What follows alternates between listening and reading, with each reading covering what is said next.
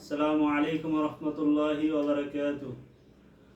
আলহামদুলিল্লাহ আলহামদুলিল্লাহি রাব্বিল আলামিন ওয়াল আকিবাতু লিল মুত্তাকিন ওয়াস সালাতু ওয়াস সালামু আলা রাসূলিহিল কারীম ওয়া আলা আলিহি ওয়া আসহাবিহি আজমাইন। ফাআউযু বিল্লাহি মিনাশ শাইতানির রাজীম। বিসমিল্লাহির রহমানির রহিম। ওয়া ক্বাদা রাব্বুকা আল্লা তা'বুদু ইল্লা ইয়্যাহু ওয়া বিল ওয়ালিদাইনি ইহসানা। সাদাকাল্লাহুল আযীম। প্রিয় উপস্থিতি, আজকে আমরা আলোচনা করব আধুনিক সভ্যতা নারীদেরকে কি দিয়েছে।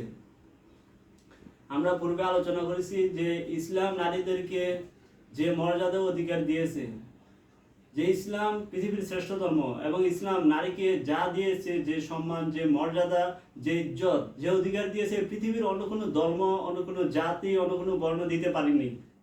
তো আজকে আধুনিক সভ্যতা নারীদেরকে কি দিয়েছে? আধুনিক সভ্যতা নারীদেরকে তার কন্যার মর্যাদা থেকে, তার কন্যার অধিকার থেকে বঞ্চিত করেছে। আধুনিক সভ্যতা নারীদেরকে তার বোনের মর্যাদা ও সম্মান থেকে বঞ্চিত করেছে।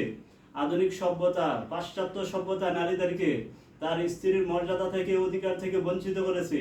আধুনিক সভ্যতা নারীদেরকে তার মায়ের মর্যাদা, মায়ের সম্মান, মায়ের ইজ্জত থেকে, মায়ের অধিকার থেকে বঞ্চিত করেছে। ইসলাম যে শিশুকে, যে কন্যাকে কত সম্মান দিয়েছে, যে রাসূল সাল্লাল্লাহু আলাইহি ওয়াসাল্লাম বলেন, আল্লাহ তাআলা যাকে ভালোবাসেন তাকে প্রথম কন্যা সন্তান দান করেন।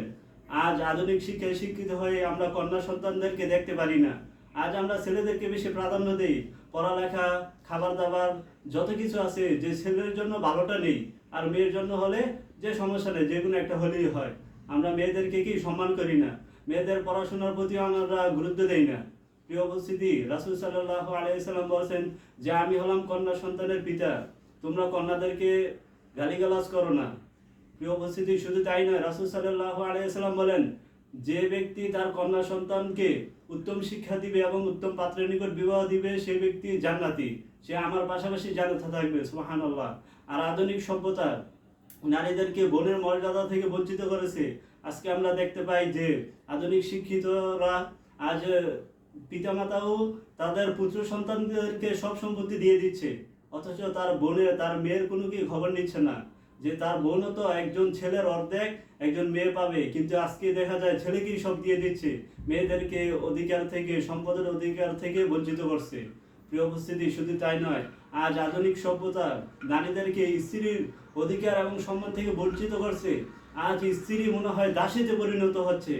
আজ স্ত্রীদেরকে তারা প্রকৃত হক, তাদের প্রকৃত সম্মান দিচ্ছে না। স্বামীরা আজ স্ত্রীদেরকে যৌতুকের কারণে অনেকে টর্চার করছে, অনেকে আত্মহত্যা করছে এবং অনেকে মেরে ফেলছে। আজ আধুনিক সভ্যতা অনুসরণ করার কারণে আজ নারীরা তাদের মায়ের সম্মান থেকে আজ তারা বঞ্চিত। কারণ ইসলাম দিয়েছে নারীকে এক মহান সম্মান, এক মহান মর্যাদা।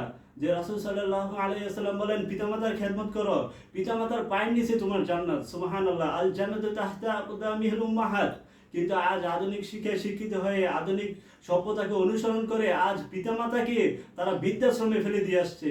আজও তারা ঘরের বাইরে, আজ ঘর থেকে বের করে দিচ্ছে। শুধু তাই নয়, আজ আধুনিক শিক্ষিতরা, আধুনিক সভ্যতার অনুসারীরা আজ বউয়ের কথা শুনে মাকে গালিগালাজ করছে, পিতামাতাকে তারা অসম্মান করছে, ঘর থেকে বের করে দিচ্ছে।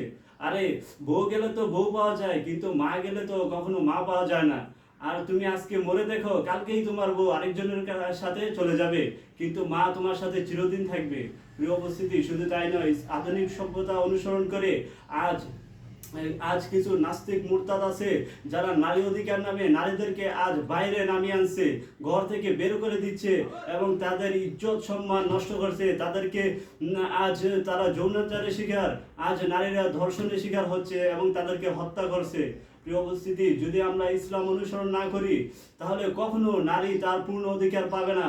আর নারীরাও যদি ইসলামকে অনুসরণ না করে এবং আধুনিক যে সভ্যতা আছে তাকে অনুসরণ করে, এবং তারা যদি আধুনিক সভ্যতাকে অনুসরণ করে, তাদের কথা শুনে, তাহলে তারাও কখনো তাদের প্রকৃত হক তারা পাবে না। তো আমি আহ্বান করব, আমরা যেন সকলে ইসলামকে অনুসরণ করি এবং আমরা যেন নারীদেরকে সম্মান করি এবং তাদের প্রকৃত মর্যাদা এবং তাদের হক আদায় করি। আল্লাহ তাআলা আমাদেরকে বেশি বেশি ইসলাম অনুসরণ করার তৌফিক দান করুন। ও আখির দাওয়ানা আলহামদুলিল্লাহি রাব্বিল আলামিন।